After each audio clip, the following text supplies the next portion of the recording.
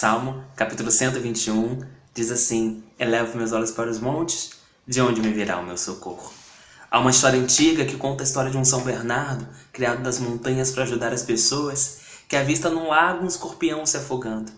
E no ímpeto de ajudar aquele animal, ele pula na água e quando ele vai tirar o escorpião da água, aquele escorpião o pica. E uma dor tão grande faz com que ele jogue o escorpião ainda mais para dentro do lago e ele se afogue ainda mais. Então aquele cachorro começa a empurrar com sua pata aquele escorpião para a margem para tentar salvá-lo, mas aí ainda assim o escorpião continua a picá-lo. E aí ele solta aquele escorpião.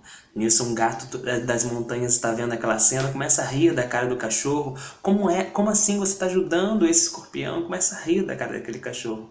E aquele cachorro sai da água, pega um galho e vai com aquele galho empurrar aquele escorpião para a margem. Enquanto ele vai empurrando, o escorpião vai picando os galhos daquela árvore. E quando ele chega à margem, o escorpião sai sem nem agradecer. E aquele gato então vira para aquele cachorro e diz: "Você não sabe? A natureza do escorpião é picar." E aquele cachorro sorri e responde: "A minha natureza é ajudar."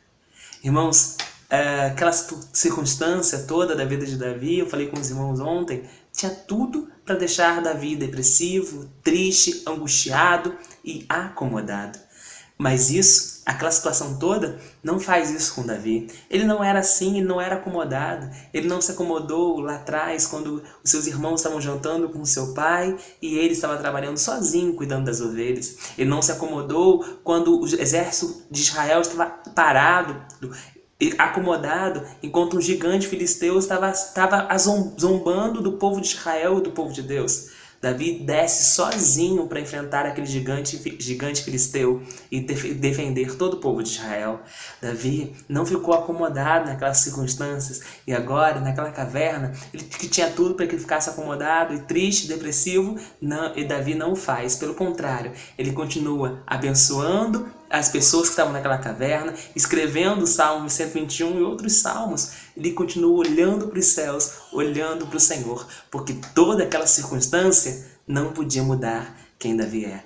Meus irmãos, você e eu somos chamados por Deus para servirmos a Ele com lealdade e fidelidade. As circunstâncias podem até ser complicadas, podem até ser difíceis, mas elas não podem mudar quem nós somos. As pessoas podem ser complicadas, com suas palavras duras, não podem mudar quem nós somos. Nós somos servos de Deus para fazer a vontade do Senhor. E apesar das circunstâncias e das pessoas, nós continuamos fazendo a vontade do Senhor, porque nada disso pode mudar quem nós somos. Nós somos de Deus para fazer a vontade do Senhor.